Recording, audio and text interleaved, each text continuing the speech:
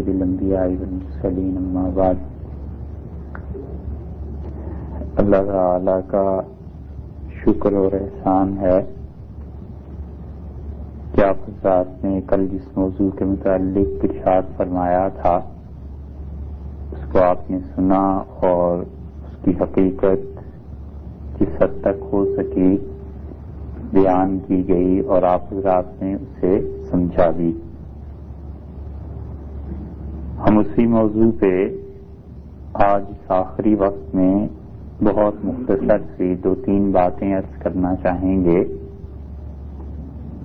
اور بات یہ ہے کہ ائمہ کرام رحمہم اللہ کے درمیان جو اختلافات تھے اس کی حقیقت تو کل گزر چکی، جو اصل میں اللہ کی رحمت تھی اور خدا کو منظور بھی یہی تھا، اور وہ نبی کریم صلی اللہ علیہ وسلم ہی کے مختلف اعمال پر مبنی تھے۔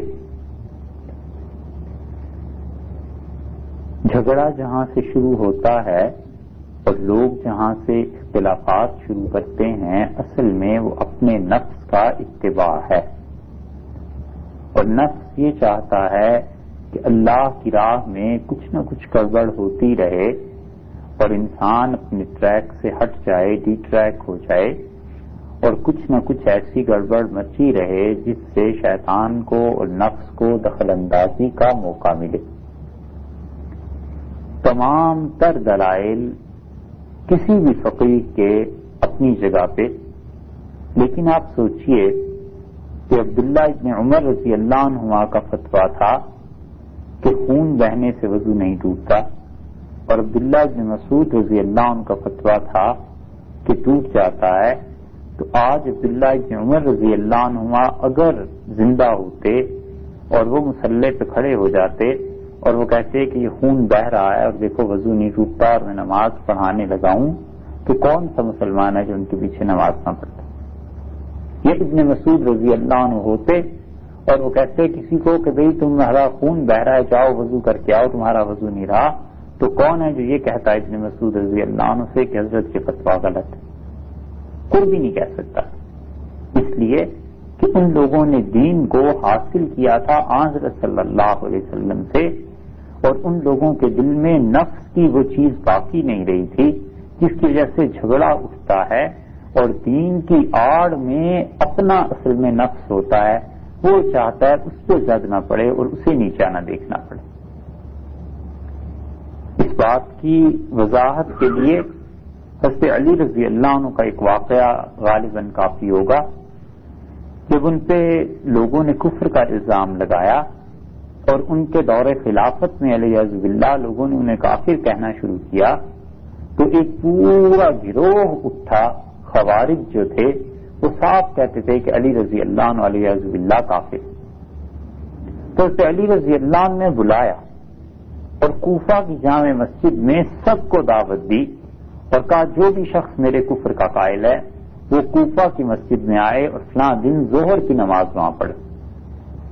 لوگ جمع ہوئے اور 4000 کے قریب افراد تھے۔ تو حضرت علی رضی اللہ عنہ نے اعلان کیا اور جگہ جگہ ان کی آواز سننے کے لیے لوگ کھڑے ہو گئے جو ان کی بات آگے پہنچاتے تھے، یہ مائک کا دور تو نہیں تھا۔ تو حضرت علی رضی اللہ عنہ نے کہا کہ بھئی میں علی یہاں کھڑا ہوں اور تم لوگ مجھے کافر کہتے ہو، مجھے دلیل بتاؤ کس وجہ سے میں کافر۔ انہوں نے کہا امیر المومنین ہم تو کافر نہیں کہتے، آپ کو تو خدا کی کتاب کافر کہتی، قرآن کافر کہتا ہے، مصحف۔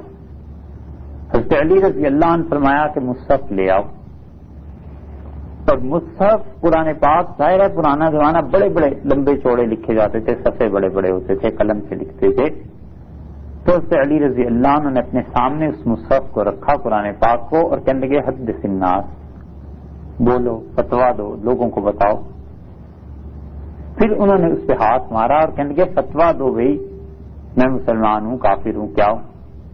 پھر ہاتھ مارتے رہے تو تھوڑی دیر کے بعد لوگوں کو سمجھ آئی اور انہوں نے کہا حضرت یہ تو نہیں بولتا، یہ اب کیا کر رہے ہیں؟ کہنے لگے تم تو کہتے تھے یہ کہتا ہے تو یہ مجھے کہتے ہی نہیں، بولتا ہی نہیں۔ انہوں نے کہا حضرت یہ نہیں کہتا، ہم اس سے یہ سمجھیں۔ حضرت علی رضی اللہ عنہ فرمایا ہاں یوں کہو کہ تم اس سے کیوں سمجھے ہو، تو میں تمہیں کہتا ہوں کہ تم نے اس سے کیسے سمجھ لیا کہ علی کافر ہے؟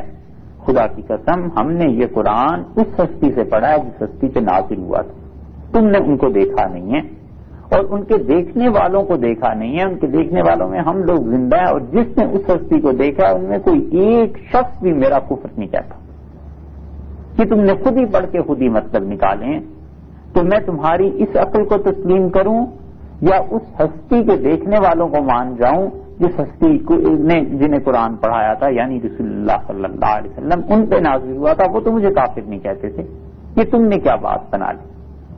تو 2000 آدمیوں کو اللہ نے اس واقعے میں توبہ کی توفیق دی، اور انہوں نے کہا امیر المومنین اب پتا چلا کہ ہمارے واقعی اپنے نفس کا قصور تھا، تو یہ جو جھگڑے ہیں، یہ جو اختلافات ہیں کہ اس امام کا کیا مسلک اور اس امام کا کیا مسلک، اس میں ذرا سا غور کیا جائے تو بہت مرتبہ اپنے نفس کی شرارت کار فرما ہوتی ہے، اپنا نفس اس میں کہتا ہے کہ کچھ نہ کچھ رعایت مل جائے، کسی طرح کوئی چیز معافی مل جائے، کچھ ایسے ہو جائے ایسے ہو جائے، تو اپنا نفس جہاں بھی آئے گا وہ فساد مچا کر رہے گا۔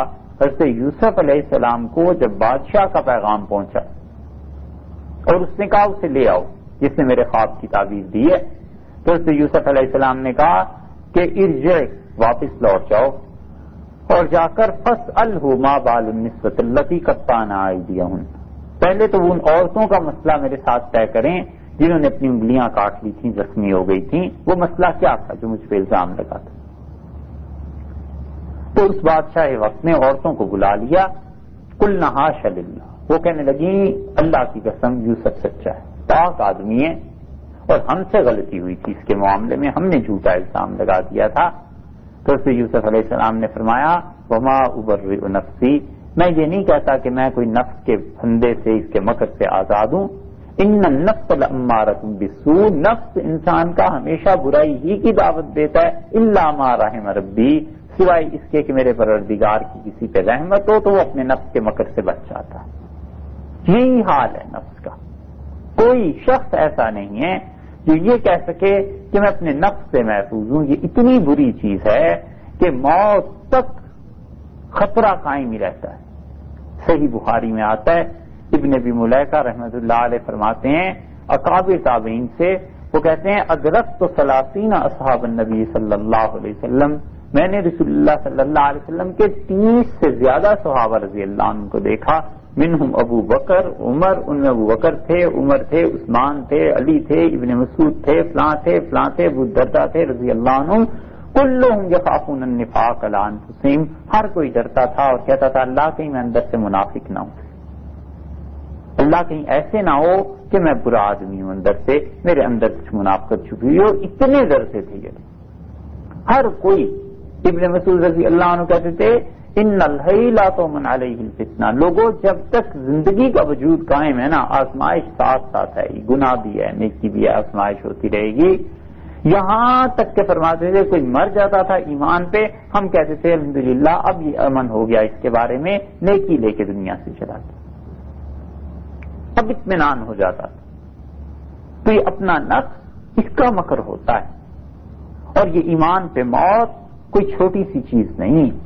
خدا تعالی ساری زندگی کے اس کے انعامات، چاہے کچھ ہو جائے، آپ امریکہ میں ہیں، سکون سے ہیں، کچھ ہے، یہ سب کی سب امریکہ آپ کا بھی ہو جائے ملک، فرض کر لیں آپ کے ہاتھ پہ کوئی چابی لا کے رکھ دے کہ یہ ملک تمہارا ہے، اور اس کے مقابلے میں ایمان کی موت وہ کہیں زیادہ اعلیٰ اور عرفہ چیز ہے، ان چیزوں کا کوئی مقابلہ نہیں آپ۔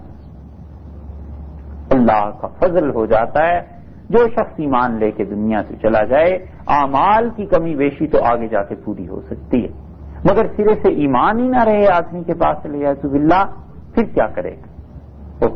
پھر تو ایسی چیز ہے جو بہت پریشان کن ہے۔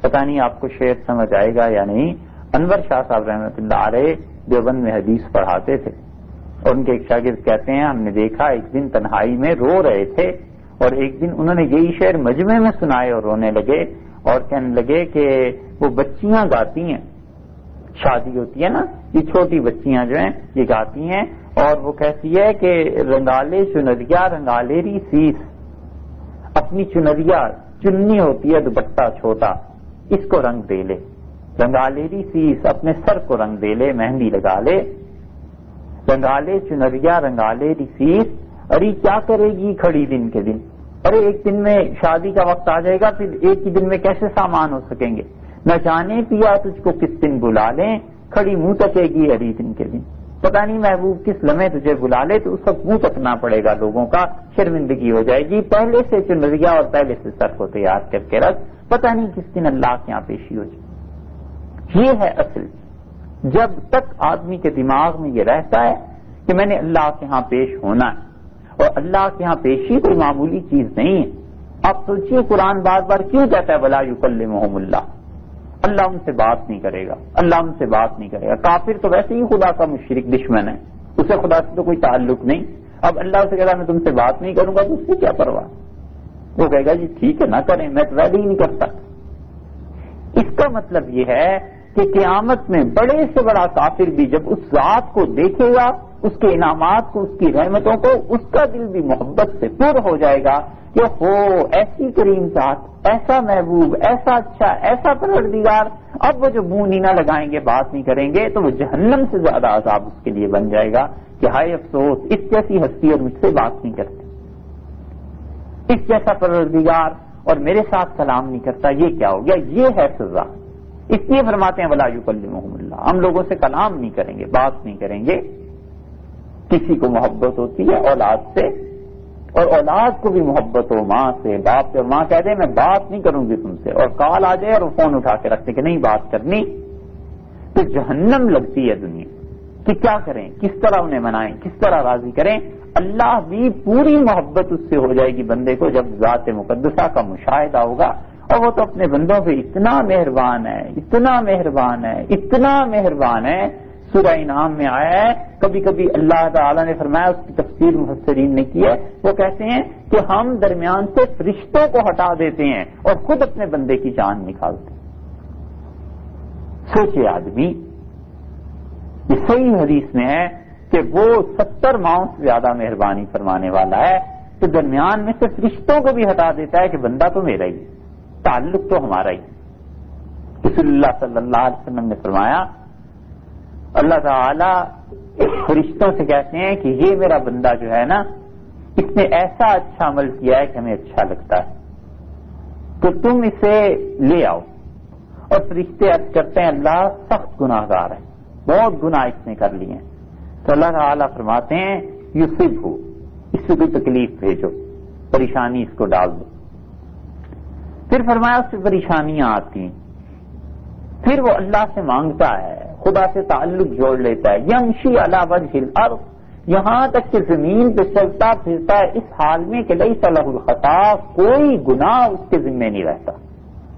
پھر کچھ ہو جاتے ہیں، پھر موت کے وقت اللہ فرماتے ہیں اسے پاک کر کے پیش کرو، اور پھر فرماتے ہیں کہ موت کی جو سختی ہے نا، اس میں ذرا سا جھٹکا کوئی لگ جائے اسے پاک ہو جائے گا۔ تو جب وہ جھٹکا بندے کو لگتا ہے، اللہ کی ذات جو ہر طرح سے پاک ہے، کہاں بندے اور کہاں پروردگار، آپ سوچئے۔ مگر حدیث میں آیا ہے صحیح مسلم میں کہ اللہ تعالیٰ فرماتے ہیں اپنے فرشتوں سے کہ متردد فی، میں اپنے بندے کے بارے میں پریشان ہو گیا ہوں، کیا اس سے تنگ کر رہے ہو، کیوں سے تکلیف دے۔ حکم بھی ہے، پاک بھی سے کرنا ہے، مگر ماں بچہ منہ دھلاتی ہے نا جب تو روتا ہے، تو اس رونے کا بھی دکھ تو ہوتا ہے، تو جلدی کرتی ہے پانی ڈالے بچے کے منہ پہ تاکہ زیادہ دیر نہ رہے۔ یہ اللہ کو بندے کے ساتھ تعلق ہے، اتنی محبت ہے، اتنا تعلق ہے، آدمی تصور بھی نہیں کر سکتا، مگر بات وہاں ٹیڑھی ہو جاتی ہے جہاں اپنا نفس بیچ میں آ جاتا ہے۔ امام شافعی رحمۃ اللہ علیہ امام ابو حنیفہ رحمۃ اللہ علیہ کی قبر پہ گئے تھے، اور انہوں نے ان کے قریب کی مسجد میں صبح کی نماز پڑھی۔ پھر تاریخ میں لکھا ہے کہ امام شافعی رحمۃ اللہ نے نہ نماز میں ہاتھ اٹھائے، نہ اونچی آواز سے آمین کہی، اور نہ سینے پہ ہاتھ باندھے، ناک کے نیچے ہی باندھے۔ سارے کام انہوں نے وہی کیے جو ہم حنفی فقہا کے مسلک پہ عمل کرتے ہوئے کرتے ہیں۔ تو ان کے شاگردوں نے کہا، فاتحہ پڑھی انہوں نے، پھر چلے تو ان کے شاگردوں نے کہا حضرت یہ آپ نے کیا کیا، آپ کا مسلک بدل گیا، راتوں رات یہ کیا ہو گیا؟ کہنے لگے تعدباً صاحب حاصل قبر، یہ صاحب قبر جو ہے نا ابو حنیفہ، اس کی شرم آ گئی، اس کا ادب مانے آیا. میں نے کہا بالکل ٹھیک ہے جو آپ کہتے ہیں وہ صحیح. نماز ایسے پڑھ لی ایک وقت میں. ادب ہے، احترام ہے، یہ بڑی چیز ہے صاحب. اور یہ دوسرا نقص آ گیا ہے کہ ادب اور احترام نہیں رہا. ادب جس چیز کا نام ہے، نفس کے ہٹانے کے بعد ادب نام ہے ایذا نہ دینے کا، تکلیف نہ پہنچانے کا. بس ادب اس کا نام نہیں ہے کہ ہاتھ باندھ کر کھڑا رہے سارا دن رات والدین کے سامنے، اور جب وہ یہ کہیں کہ یہ کام نہ کرو تو پھر وہی کرے. ادب یہ نہیں ہے. ادب نام ہے راحت پہنچانے کا. ادب بس اس کی روح یہ ہے کہ جس طرح ہو سکے ان کی خوشی کا اہتمام کر دیا جائے. اللہ کے ساتھ ادب کا تقاضا یہ ہے کہ جس چیز سے اللہ راضی ہے اس سے راضی رکھا جائے. حضرت صلی اللہ علیہ وسلم کے ادب کا تقاضا یہ ہے کہ جس چیز سے وہ خوش ہوتے ہیں وہ کام کر دیا جائے. اپنے بھائی کا ادب یہ ہے کہ بھائی جس چیز سے راضی ایسے ہو جائے. متعدد مرتبہ ہم ایک واقعہ آپ سے سنا چکے یہاں پہ. شاہ عبد العزیز اور شاہ عبد القادر دونوں شاہ ولی اللہ صاحب کے بیٹے، سنے ہوں گے آپ نے نام، رحمت اللہ علیہ، بڑے آدمی تھے. اور بحث مسئلہ یہ آیا، دلی میں ایک ہی حویلی میں رہتے تھے، بڑا گھر تھا، پڑھاتے تھے، مدرسہ تھا. ایک بھائی جو ایک کمرے میں بیٹھے ہیں، دوسرا بھائی دوسرے کمرے میں. تو شاہ عبد القادر صاحب رحمت اللہ علیہ کے وغیرہ کے پاس مسئلہ آیا کہ کسی شخص نے حضرت صلی اللہ علیہ وسلم کو خواب میں دیکھا، اور اس نے دیکھا رسول اللہ صلی اللہ علیہ وسلم کو اس شکل و صورت میں جو اصل نہیں ہے، کیونکہ اس نے رسول اللہ صلی اللہ علیہ وسلم جی کو دیکھا. شاہ عبد القادر صاحب رحمت اللہ علیہ نے کہا حدیث میں آیا ہے کہ ان کے 20 سے کم بال سفید تھے وفات کے وقت تک. تو 20 سے زیادہ اگر 21 بال بھی 20 بال بھی دیکھے تو اس نے انہیں نہیں دیکھا، اس نے اپنے خیال کو ہی دیکھا. شاہ عبد العزیز صاحب رحمت اللہ علیہ فتوے میں لکھا کہ اس نے انہیں ہی دیکھا. بس صرف یہ ہے کہ دیکھنے میں کثر ہو گئی، آنکھوں پہ چشمہ ایسا آ گیا تھا اس وجہ سے، جیسا چشمہ ہو ویسی چیزیں نظر آتی ہیں. تو انہوں نے کہا بس یہ. اب دونوں بھائیوں میں بحث شروع ہوئی، اور دونوں بڑے عالم، وہ لکھ دیتے تھے اپنے دلائل، یہ لڑکا اٹھا کے وہاں لے جاتا تھا، وہ 2-4 دن میں دلائل لکھتے تھے، وہ لا کے یہاں دے دیتا تھا. ایک دن جب بحث طول بگڑ گئی تو لڑکے نے کہا اب دونوں بھائی ہیں حضرت. شاہ عبد العزیز صاحب رحمۃ اللہ علیہ نے کہا حضرت اب دونوں بھائی ہیں اور دونوں اسی حویلی میں رہتے ہیں، یہ اتنے جو آپ کاغذ سیاہ کر رہے ہیں، یہ اس سے لکھتا ہے وہ اس سے لکھتا ہے، تو اب دونوں ایک دن کسی کمرے میں بیٹھ کے بحث کیوں نہیں کر لیتے؟ تو ہنس پڑے، کہنے لگے بات تو تمہاری درست ہے، مگر تمہیں پتہ ہے وہ بڑے بھائی ہیں، اگر دلائل میں انہوں نے یہ کہہ دیا کہ میں یہ کہتا ہوں تو پھر ادب کے خلاف ہے، میں پھر کچھ نہیں کہہ سکتا، بھائی ٹھیک کہتے. کہنے لگے ان کا جواب کیسے دیا جا سکتا ہے، وہ تو بڑے آدمی. یہ ادب، یہ علم ہے، احترام ہے کہ اگر انہوں نے کہہ دیا تو ضرور کچھ سوچ کے کہا ہوگا، کوئی بات ہوگی، میں اس پہ چیلنج نہیں کر سکتا، میں اس پہ بحث نہیں کر سکتا. ایسا مسئلہ تو نہیں کہ ایمان کفر کا مسئلہ ہو کے دلائل دیں، ایک اجتہادی چیز ہے، رائے ہے. یہ ادب جو اٹھ گیا ہے نا درمیان سے، اس نے بڑی تباہی مچا دی. بچہ یہ کہتا ہے، ابو حنیفہ نے یہ کہا، مالک یہ کہتا تھا، شافعی یہ کہتے تھے، ایسے جیسے والعیاذ باللہ اس میں اور امام مالک رحمۃ اللہ علیہ میں کوئی فرق ہی نہیں رہا. ہارون الرشید کا باپ مہدی گیا تھا امام مالک رحمۃ اللہ علیہ کی خدمت میں مدینہ منورہ، اور اس نے جا کے کہا کہ میں 3 کاموں کے لیے حاضر ہوا ہوں.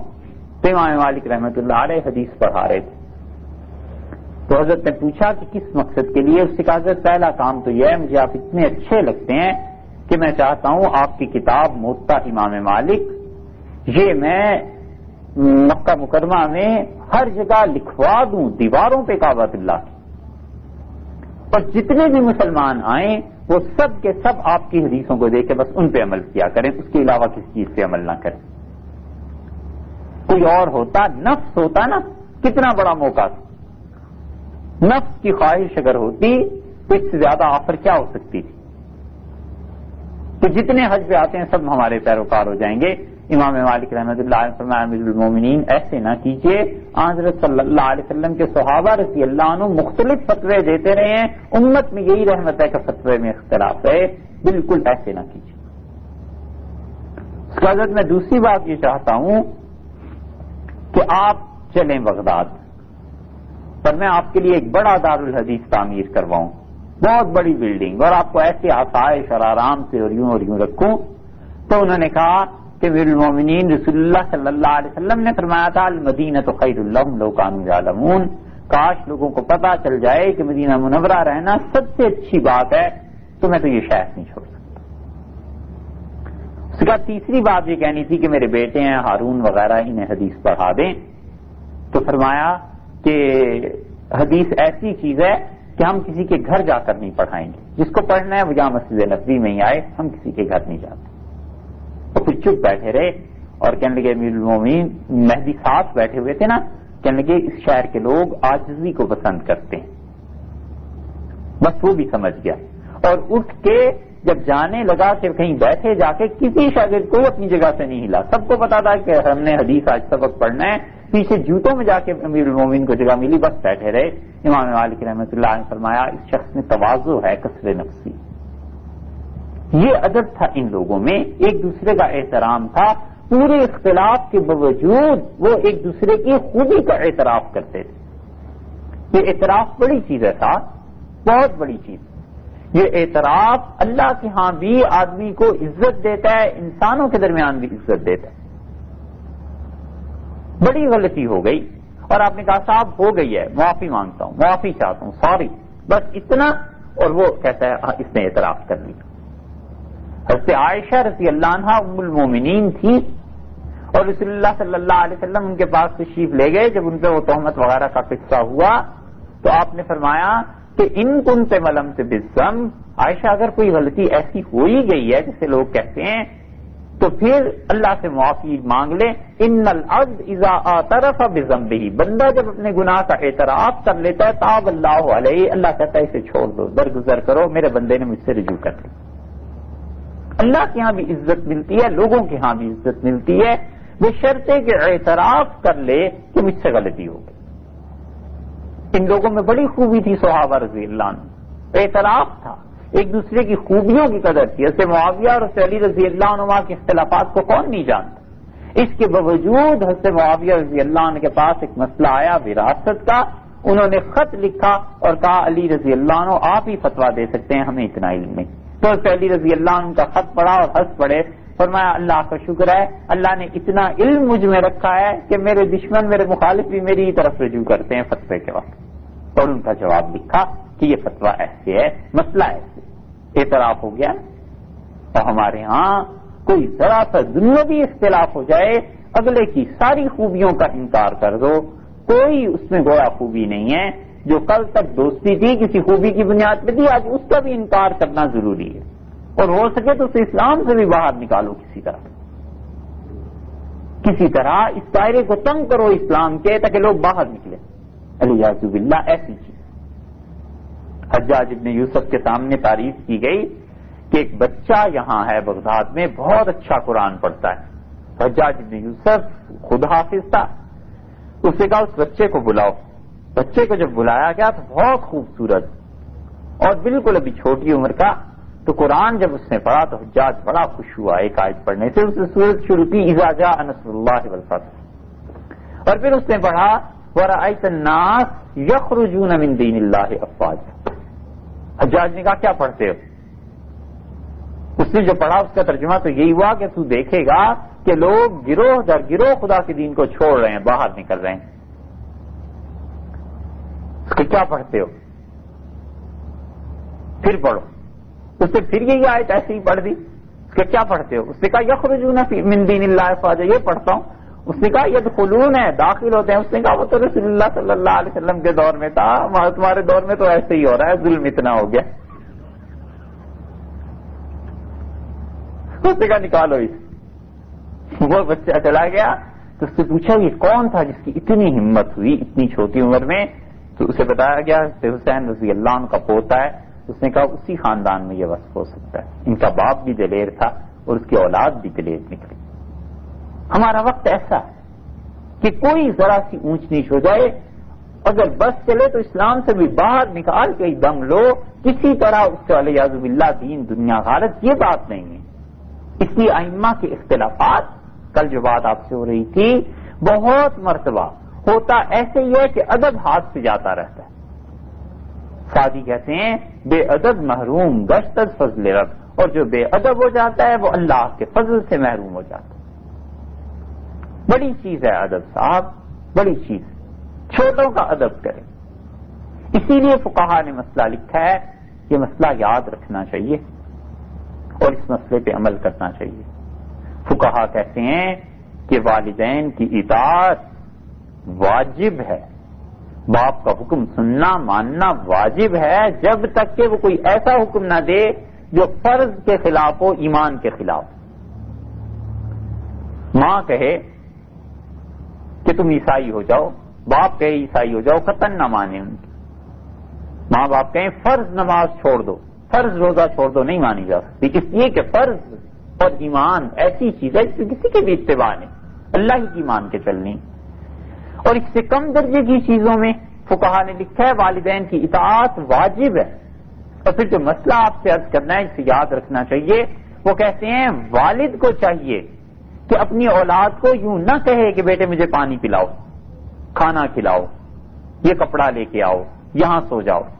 وہ کہتے ہیں اگر وہ نہیں مانے گا تو گناہ گار ہو جائے گا، کبیرہ گناہ کرے گا، کیونکہ والد کی اطاعت واجب تھی نا، تو اس نے واجب کو ترک کیا نا، تو واجب کا ترک کبیرہ گناہ ہے یا نہیں. تو وہ کہتے ہیں اولاد کی تربیت میں یوں کرنا چاہیے کہ بیٹے کے سامنے تجویز رکھ دے کہ بیٹے جی جاتا ہے یوں کر لیں، میرا خیال ہے یوں مناسب ہے، اگر آپ کر لیں.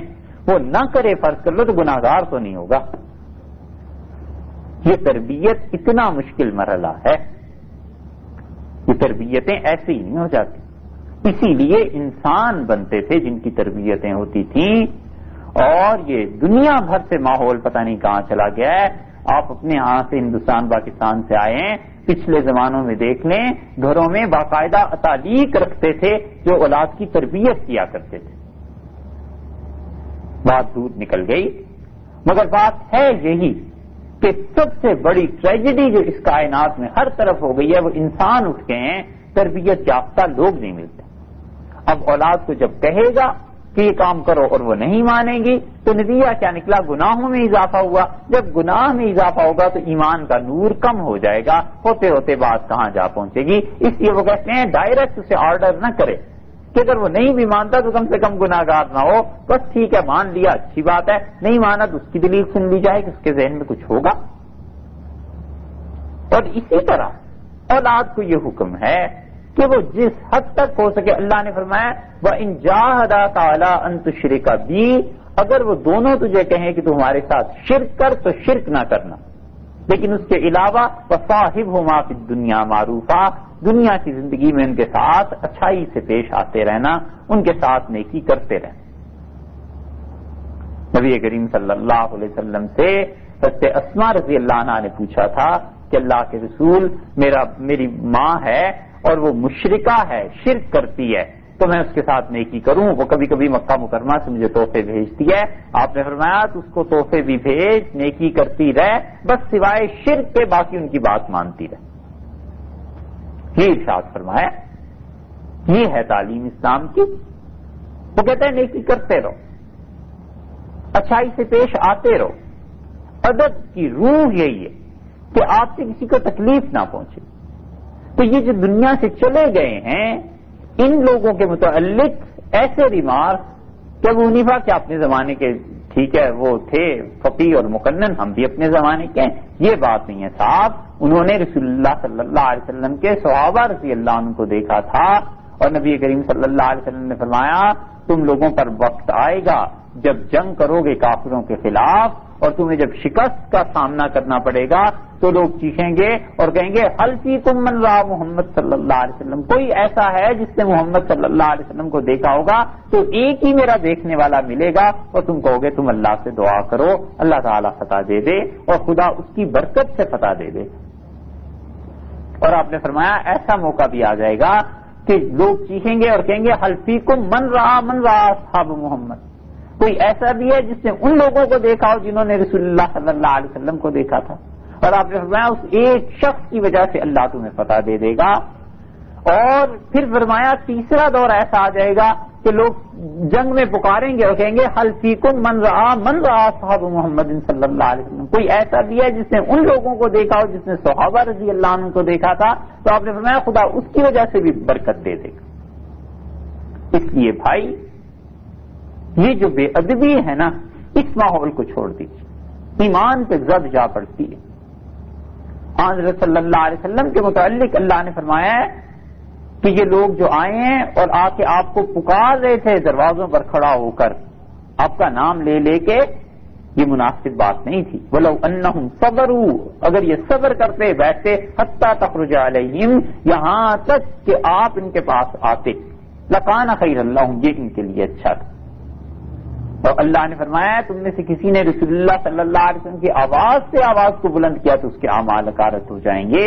یہ ادب ہے۔ تو وہ جو لوگ جنہوں نے زندگیاں کھپا دی اللہ کے دین کے لیے، جنہوں نے صبح و شام اوڑھنا بچھونا مسائل کو بنا دیا، احادیث کو بنا دیا، ایک ایک چیز پہ محنت کرتے رہے، بحث کرتے رہے، اب ایک شخص اٹھ کے گئے کہ میرا اور ان کو کوئی فرق ہی نہیں ہے۔ بھائی بڑا فرق ہے، بڑا فرق ہے۔ ہم انسانوں جیسی شکل صورت لے کے آئے ہیں، پتہ نہیں اندر کیا ہے، اور وہ اندر باہر ہر طرف انسان ہی انسان تھے، خدا کے مقرب بندے۔ اور آخری بات آپ سے عرض کریں، وہ اس مسئلے سے ہٹ کے ہے، وہ آپ کے اپنی ذاتی دنیاوی مسائل کے متعلق ہے، اور وہ یہ کہ آپ یہ خیال رکھیے کہ اس دنیا میں جو نظام چل رہا ہے نا، جو کچھ ہم کھا پی رہے ہیں، دنیا کما رہے ہیں، آپ لوگ جس مشن میں آئے ہوئے ہیں، جو کچھ بھی ہو رہا ہے، دیکھو کبھی بھی اسے اپنی ذاتی محنت کا نتیجہ نہ سمجھیے۔ بس کبھی یہ تصور نہ کیجئے کہ میں محنت کر رہا ہوں لہذا مجھے پیسے مل رہے ہیں، میرا حق بنتا ہے، کبھی یہ نہ کیجئے۔ صاحب کوئی نہیں کہہ سکتا کس کو کس کی وجہ سے مل رہا ہے، کوئی نہیں کہہ سکتا۔ ہم آپ کو 2 حدیثیں سناتے ہیں، پھر اجازت چاہیں آپ سے۔ نبی کریم صلی اللہ علیہ وسلم نے فرمایا کہ بارش نہیں ہو رہی تھی سلیمان علیہ السلام کے زمانے میں، تو سلیمان علیہ السلام نے سے جنات نے انسانوں نے کہا حضرت بارش نہیں ہو رہی، فصلوں میں بڑا نقصان ہو جائے گا، تو سلیمان علیہ السلام نے کہا چلتے ہیں باہر کھلے میدان میں اور سب چل کے نماز پڑھتے ہیں، خدا سے مانگتے ہیں۔ مشکات میں آتا ہے کہ جب چلے یہ سارے لوگ تو سلیمان علیہ السلام رک گئے اور آپ نے فرمایا جو بس چلے جاؤ واپس اپنے اپنے گھروں میں، بارش ہو جائے گی۔ اور بارش واقعی ہو گئی۔ تو لوگوں نے عرض کیا کہ حضرت یہ کیا، نہ نماز پڑھی نہ کچھ اور بارش ہو گئی، یہ کیسے؟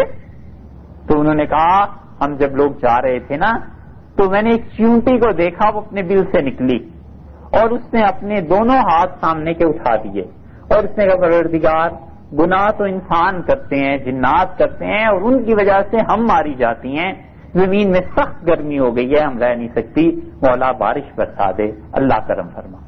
تو اللہ تعالیٰ نے اپنے فرشتوں سے کہا کہ میرے فرشتوں گناہ تو انسان کرتے ہیں لیکن اس چونٹی کی وجہ سے ہم سب کو بارش دے دیں گے۔ تو انہوں نے کہا اس لیے میں نے تمہیں کہا ہے قد سقیت لغیرکم، تمہارے لیے کسی اور کی دعا تھی، اللہ نے اس کی وجہ سے تم پہ فضل کر، اس چونٹی کی وجہ سے خدا نے انسانوں کو نواز دیا۔ اس لیے قطعاً اس کائنات میں کچھ نہیں پتا آپ کو کیوں رزق مل رہا ہے، کوئی نہیں کہہ سکتا مجھے یہ اللہ نے آسائش کیوں دی ہے، پتہ نہیں کس کی دعا تھی، پتہ نہیں کس نے رات کو اٹھ کے مانگا تھا، پتہ نہیں اپنی کوئی دعا لگ گئی، پتہ نہیں والدین نے آبا و اجداد میں کسی نے کہہ دیا کہ اللہ میری اولاد کو بچانا اور اس کی دعا کارآمد ہو گئی۔ رسول اللہ صلی اللہ علیہ وسلم کے پاس شکایت لے کے ایک آدمی آیا، اور یہ ہمارے ہاں مرض پایا جاتا ہے۔